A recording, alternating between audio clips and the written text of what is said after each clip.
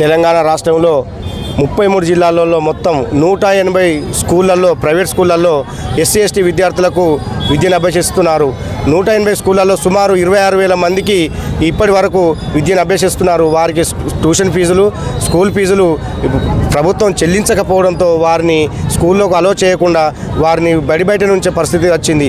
గతంలో కూడా దసరా కంటే ముందు కూడా వారు ఏం చెప్పారంటే, గత 2 సంవత్సరాలుగా మీకు సంబంధించిన ట్యూషన్ ఫీజులు, హాస్టల్ ఫీజులు మాకు చెల్లించడం లేదు, మేము ఆర్థికంగా వెనుకబడి ఉన్నాం కాబట్టి మేము మీకు పెట్టుబడి పెట్టి నాణ్యమైన విద్యను, నాణ్యమైన భోజనాన్ని అందించలేము కనుక దయచేసి మమ్మల్ని ఇబ్బంది పడకుండా మీరు వేరే స్కూల్ కన్నా ఓండి తప్ప కానీ మేము మీకు విద్యను అందించలేమని వాళ్ళు చేతులు ఇచ్చేసి వాళ్ళు స్కూల్ బోర్డు పెట్టుకోవడం జరిగింది. వారికి వ్యక్తిగతంగా ప్రతి ఒక్క తెలంగాణలో ఉన్న, రాష్ట్రంలో ఉన్న 26,000 మంది విద్యార్థులకు నోటీసులు ఇష్యూ చేసి వారిని 2 రోజులుగా బడి బయటనే ఉంచే ప్రయత్నం జరిగింది. బడి బయటనే ఉన్నారు మా పిల్లలు. ఇప్పటి వరకు ఎన్ని కోట్ల బకాయిలు రావాల్సింది, అంటే ఎప్పుడు ఈ బకాయిలు విడుదల చేస్తూ అంటారు, మరి ప్రభుత్వం దీనిపైన ఏమన్నా స్పందించింది? సుమారు 200 కోట్ల చిల్లర పైచీలకు పెండింగ్ బకాయిలు ఉన్నాయి. అందులో భాగంగా 8 కోట్ల చిల్లర వరకు మన కరీంనగర్ జిల్లా 8 కోట్ల వరకు బాకీ ఉన్నది. కాబట్టి మేము గౌరవ అధికారులను కానీ, ప్రజాప్రతినిధులు కానీ, దళిత ఎమ్మెల్యేలను, దళిత మంత్రులను కలిసినా కానీ కూడా వారు ఎప్పుడు చూసినా కానీ కూడా ఒక వారం రోజులు 10 రోజులు ఆగు అంటున్నారు తప్ప కానీ ఇప్పటి వరకు ఎలాంటి స్పందన కరువైంది. మా విషయాన్ని అన్నసరికి వారు ఎవరు పట్టించుకోవడం లేదు. గురుకులాల్లో చదివే విద్యార్థులకు గవర్నమెంట్ 1,25,000 రూపాయలు కేటాయిస్తే, ఖర్చు చేస్తే కనీసం ఇది ఒక 50,000 రూపీస్ ఖర్చు చేసి అవి సకాలంలో ఖర్చు చేయమంటే కూడా మమ్మల్ని ఇబ్బంది పెడుతున్నారు.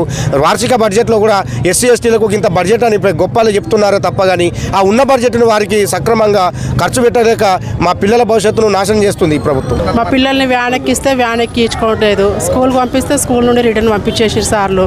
ఏమైంది అని చెప్పి స్కూల్లోకి పోయి అడిగితే మాకు గత 3 సంవత్సరాల నుండి బిల్లులు రావట్లేదు కాబట్టి మాకు ఇబ్బంది అవుతుందని చెప్పి మేము పంపించేసినామని అన్నారు. మరి ఇప్పుడు మధ్యాహ్నం పంపిస్తే ఎట్లా సార్ అని అంటే మేము ఏం చేయలేము అమ్మ, మా చేతిలో ఏం లేదు, వేరే స్కూల్కి పంపించాలనుకుంటే పంపించుకోండి, మేము టీసీలు ఇస్తామని అంటారు. అట్లా అంటే వేరే స్కూల్ వాళ్ళు కూడా మధ్యలో పంపిస్తే స్కూల్ పిల్లలకు చదువు ఇబ్బంది అవుతుంది కదా, మళ్ళీ స్టడీస్ కూడా ఇబ్బంది అవుతాయి అని అంటే వివేకానంద స్కూల్ నైన్త్ క్లాస్. అంటే ఇప్పుడు ఉన్న పరంగా స్కూల్ మార్చమని ఎవరు చెప్పారు? సార్ చెప్పిండు. మరి మీరేమంటారు? మేమన్నా ఇప్పుడు మధ్యలో మార్పిస్తే పిల్లలకి ఇబ్బంది అవుతుంది కదా, వేరే స్కూల్కు మళ్ళీ చదువుకోవడానికి క్లాసులు ఇబ్బంది అవుతుంది, ఆ చదువు ఈ చదువు వేరే ఉంటుంది కదా అంటే మేము ఏం చేయలేమమ్మా, మా చేతిలో ఏం లేదు అని అంటున్నారు. మీరు కదా కలెక్టర్ ఇద్దరు అధికారులు కలిసారు? కలిసినాం. ఏమంటారు?